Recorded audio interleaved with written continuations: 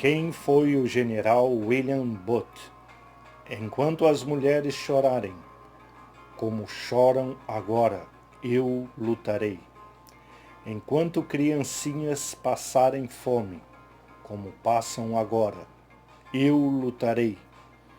Enquanto homens passarem pelas prisões, entrando e saindo, como eles o fazem agora, eu lutarei. Enquanto há um bêbado remanescente, enquanto há uma pobre menina perdida nas ruas, enquanto restar uma alma que seja nas trevas, sem a luz de Deus, eu lutarei. Eu lutarei até ao último instante. General William Booth, na sua última pregação, junho de 1912.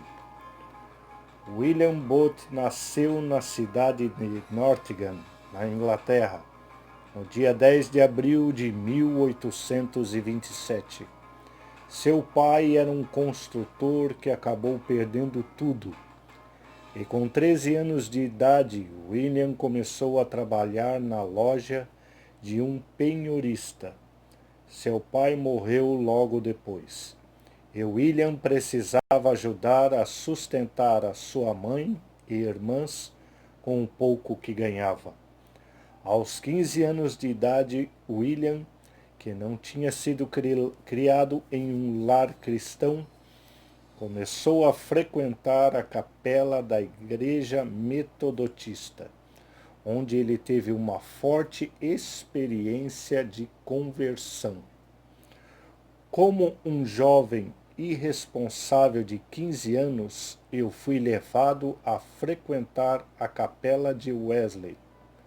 Eu não me lembro de ninguém ter me orientado sobre a necessidade de uma rendição pessoal para Deus. Eu fui convencido, independente do esforço humano, pelo Espírito Santo, que criou dentro de mim uma grande sede por uma vida nova. Imediatamente depois da sua conversão, Booth começou a pregar nas áreas pobres da sua cidade, junto com outros adolescentes. Mas quando ele levou um grupo de jovens pobres para a igreja, a congregação de classe média alta ficou escandalizada. Então a minha conversão me tornou, no momento, um pregador do Evangelho. Eu nunca pensei na idade de diferenciar entre aquele que não teve nada a fazer a não ser pregar o Evangelho e um menino aprendiz convertido que apenas quis proclamar ao redor do mundo, como costumávamos a cantar, a fama de nosso Salvador. Tenho vivido, graças a Deus, para ver a separação entre leigo e clérigo se obscurecer mais e mais, e para ver mais perto da realização a ideia de Jesus Cristo, de transformar, no momento, pescadores ignorantes em pescadores de homens. Depois de mudar-se para a grande cidade de Londres em busca de emprego, William continuou sua associação com a igreja metodista e teve oportunidades de pregar. Em 1850 ele foi aceito como pregador leigo num grupo de metodistas dissidentes. E assim começou seu ministério de evangelista e avivalista. Booth foi usado poderosamente nas igrejas metodistas. E em 1852 foi ordenado como pregador. Ele se casou com Catherine Mumford em 16 de junho de 1855. Inicialmente ligado a uma igreja em Londres. Nesse mesmo ano, em 1855, Booth foi liberado para exercer o ministério de evangelista itinerante. Em 1858, Bot foi consagrado como ministro, mas também obrigado a assumir o pastoreado de uma igreja local. Ele sentiu que seu chamado era mais evangelístico que pastoral. E em 1861 saiu da igreja metodista para seguir o ministério evangelístico. Com filhos pequenos e sem sustento financeiro, os anos que se seguiram foram difíceis para a família Bot. Mas William foi usado poderosamente em avivamento, como Harold Bigby relata no livro A Vida de William Bot. Os aldeões andaram pelos morros e os pescadores remaram 8 ou 10 milhas de mar escuro para as cidades onde William Bot estava pregando. Jornais locais registraram que em alguns lugares o comércio foi paralisado. Ao longo daquele canto do Ducato, de Camberden para Penzance, a chama se queimou com força crescente. Centenas de conversões foram feitas. Cenas além da descrição. Aconteceram os gritos e gemidos. Foram bastantes para derreter um coração de pedra na cidade de St. Jude. 1000 pessoas se associaram a igrejas diferentes. Em 1865, a família Bot mudou-se para a cidade de Londres. Andando o dia pelo lado oeste da cidade, William foi chocado em ver a pobreza e miséria dos seus moradores. Quando eu vi as multidões de pessoas pobres, tantas delas evidentemente sem Deus, nem esperança neste mundo, e descobri que elas me ouviram tão prontamente e avidamente, me seguindo da reunião ao ar livre até a tenda, e aceitando, em tantas instâncias, o meu convite para se ajoelharem aos pés do Salvador. Naquele mesmo momento, todo o meu coração se estendeu a elas. Eu voltei para casa e falei à minha esposa: "Ó Kate, eu achei o meu destino. Estes são o povo porque eu tenho ansiado todos esses anos." Naquela noite, disse o general, o exército de salvação nasceu. Bot fundou um ministério, a Missão Cristã, para ministrar a essas pessoas. Desde o início, seus métodos e os resultados foram nada convencionais. Sediada inicialmente em uma tenda, que foi destruída por uma gangue de baderneiros. Mais tarde a missão se mudou para um salão de dança. Reuniões ao ar livre também sempre foi uma estratégia importante para a missão. Mais tarde, bandas marchando nas ruas foram utilizadas para atrair as multidões para ouvir a pregação do Evangelho. Um forte mover do Espírito Santo impulsionou o crescimento do avivamento. As descrições a seguir das reuniões de santidade, tiradas da revista da Missão Cristã, não conseguiam mostrar realmente as cenas extraordinárias que foram testemunhadas, nem contam adequadamente os efeitos produzidos nas almas daqueles que participaram desses cultos. Bronwyn Bot me conta que, depois de muitos anos de reflexão, e agora disposto a pensar que, em certa medida, a atmosfera dessas reuniões foi calculada para afetar histericamente certos temperamentos desequilibrados ou excitáveis.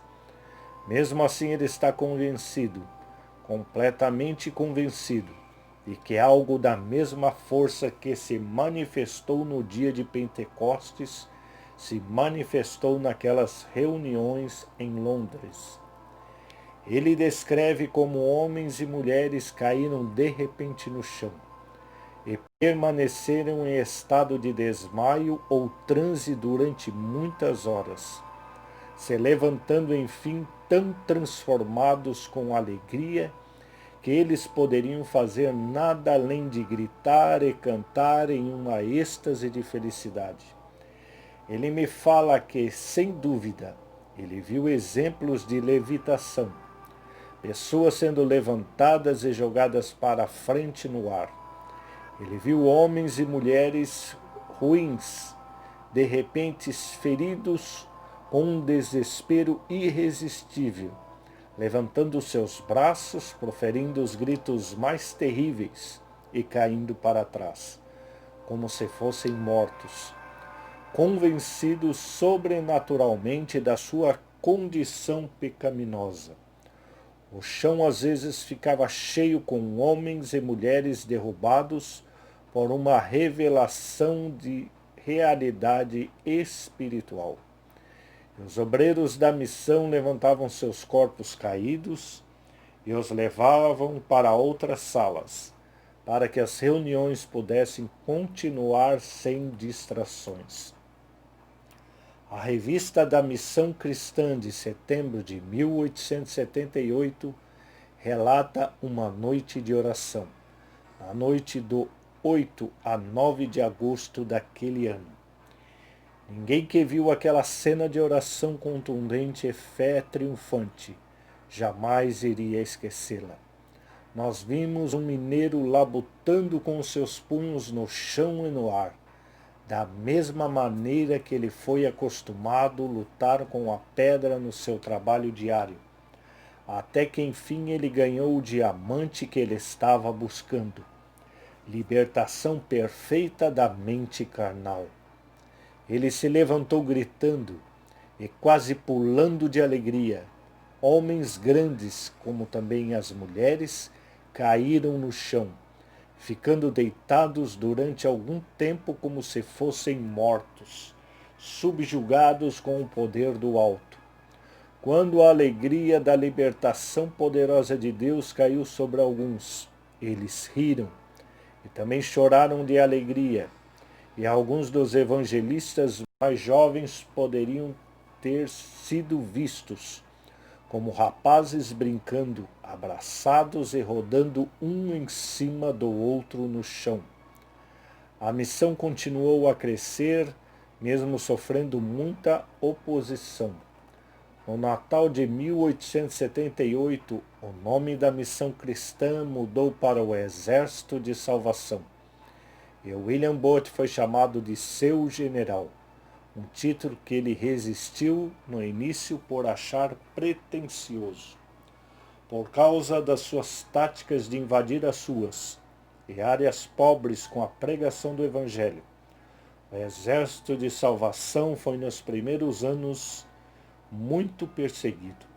Num só ano, 1882, 669 soldados do Exército da Salvação foram atacados ou brutalmente assaltados.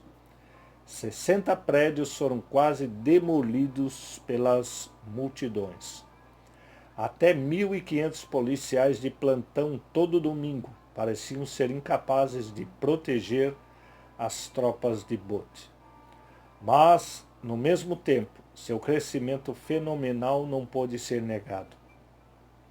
E até a Igreja da Inglaterra, a Igreja Anglicana, propôs uma parceria com o Exército da Salvação. No início de 1882, o arcebispo de York, Dr. William Thompson, sugeriu uma mudança radical, a amalgamação do Exército de Salvação com a Igreja da Inglaterra. Houve pessoas, ele confessou, que a sua igreja não conseguiu alcançar. Uma pesquisa feita numa noite de semana em Londres mostrou quase 17 mil orando e adorando nos quartéis do exército contra 11 mil nas igrejas comuns. Veja, Booth resumiu gentilmente para um clérigo que estava perplexo com o sucesso do exército, nós não temos uma reputação a perder. E os resultados continuaram. Não intimidados pela perseguição e pobreza, esses guerreiros, entre 1881 e 1885, levaram 250 mil homens e mulheres aos altares do exército. Seu crescimento não foi limitado aos países da Inglaterra. O exército se estendeu aos Estados Unidos, Austrália, em 1880 e à França no ano seguinte. Divisões na África do Sul e Nova Zelândia começaram em 1883. Catherine Booth, a mãe do Exército de Salvação, faleceu no dia 4 de outubro de 1890. Nesse ano, o Exército já tinha alcançado um sucesso imaginável de seu início 25 anos antes. Agora eles estavam operando quase 2.900 centros, mais que 775 mil euros de imóveis, a maioria hipotecada. Levantaram 18.750 milhões de euros para ajudar homens para que o mundo negou uma segunda chance. A bandeira Sangue e Fogo estava levantada em 34 países, na sede internacional. O assunto da salvação agora envolveu 600 telegramas e 5.400 cartas cada semana. Mas Booth tinha ganhado mais que território e fundos. Ele ganhou os olhos e os ouvidos do mundo. Cada semana, seus 10 mil oficiais, a maioria com menos de 25 anos, pregaram o Evangelho a multidões em 50 mil reuniões. Somente na Inglaterra visitaram 54 mil lares cada semana. Seus 27 jornais alcançaram 31 milhões de leitores. Em 1909, Booth, agora com 80 anos, mas sempre um evangelista, começou suas campanhas motorizadas, onde ele viajou pela Inglaterra de carro evangelizando. Foi como se Booth, mais perto de sua audiência desde os dias da missão cristã, queimou com a chama de Deus. Uma vez, viajando para o norte, seu carro foi parado por operários que fecharam a rua com uma corda. Mas quando ele se levantou do banco, a voz de Booth parecia hipnotizá-los.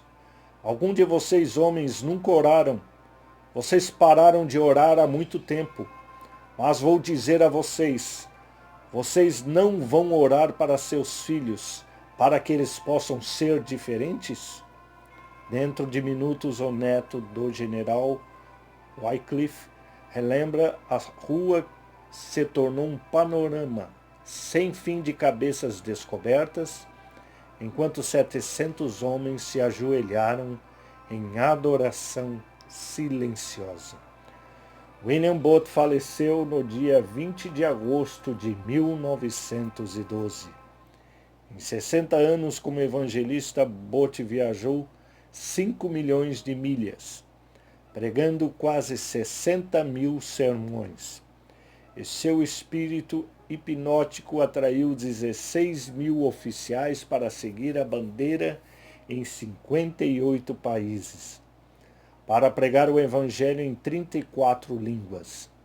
Em 1881, quando Booth mudou-se para a rua Queen Victoria, os obreiros da sede se sentiram sobrecarregados, abrindo 1000 cartas cada semana. Agora eles estavam afundados numa enchente de 1000 cartas por dia. O Exército de Salvação ficou muito conhecido por causa das suas muitas obras sociais. Mesmo que essas tenham sido o resultado de um verdadeiro avivamento e uma paixão pelas almas perdidas. Comentando sobre isso, Booth escreveu: nossa obra social é, essencialmente, uma atividade religiosa. Ela não pode ser contemplada, iniciada, nem continuada com grande sucesso. sem um coração cheio de compaixão e amor e revestido com o poder do Espírito Santo. É difícil medir o impacto do Exército de Salvação, que certamente marcou profundamente o século XIX. Sua luta por justiça social e o favor dos excluídos e menos favorecidos da sociedade levou Botti a escrever um livro, Nada Mais Tenebrosa Inglaterra é a Saída, que foi muito discutido na Inglaterra e incentivou o crescimento das obras sociais do Exército. Para Charles Haddon Spurgeon, famoso pregador batista que comandava multidões de 20.000 pessoas num só culto, o exército era insubstituível. Mais 5.000 policiais não tomarão o seu lugar na repreensão de crime e desordem.